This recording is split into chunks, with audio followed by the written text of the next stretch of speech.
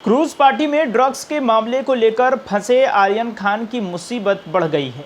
Court में आर्यन खान की जमानत पर सुनवाई के बाद उनकी याचिका को खारिज कर दिया गया है। आर्यन समेत सभी आरोपियों को आर्थर रोड जेल भेज दिया गया है। शाहरुख खान के बेटे आर्यन खान की जमानत याचिका खारिज हो गई है। किला कोर्ट ने कहा कि उसे जमानत याचिका पर सुनवाई करने का अधिकार नहीं है। जमानत के लिए आर्यन को सेशंस कोर्ट में अपील करनी होगी। आर्यन के साथ क्रूज शिप पर ड्रग्स पार्टी करने के आरोप में फंसे अरबाज मर्चेंट और मुनमुन धमेचा की जमानत याचिका भी खारिज कर दी गई है।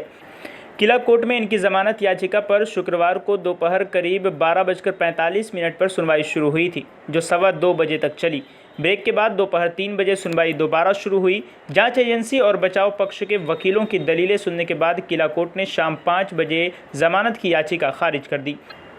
इस बीच एनसीबी ने आर्यन समेत सभी 6 मेल आरोपियों को आर्थर रोड जेल और दोनों फीमेल आरोपियों को भायाखला जेल भेज दिया है।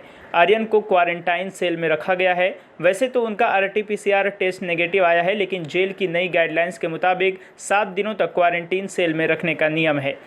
कोर्ट ने गुरुवार को सभी आरोपियों को 14 दिन की न्यायिक हिरासत में भेजा था, लेकिन सुनवाई देर तक चली थी और शाम 6 बजे के बाद जेल में एंट्री नहीं होती, इसलिए आर्यन समेत 8 आरोपियों को एनसीबी के लॉकअप में ही रखा गया था। वहीं आपको बता दें कि इस मामले में दोनों पक्षों ने अलग अलग केसों का हवाला देकर कहा कि जमानत अर्जी पर सुनवाई इस कोर्ट में होनी चाहिए या नहीं।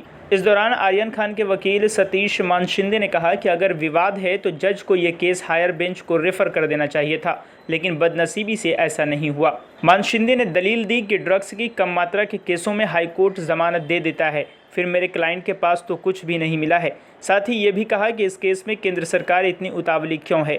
उन्हें जवाब देते हुए ASG अनिल सिंह ने कहा कि आप ऐसा नहीं कह सकते। ब्यूरो रिपोर्ट, हालात बंगाल, न्यूज़ टेक इंडिया।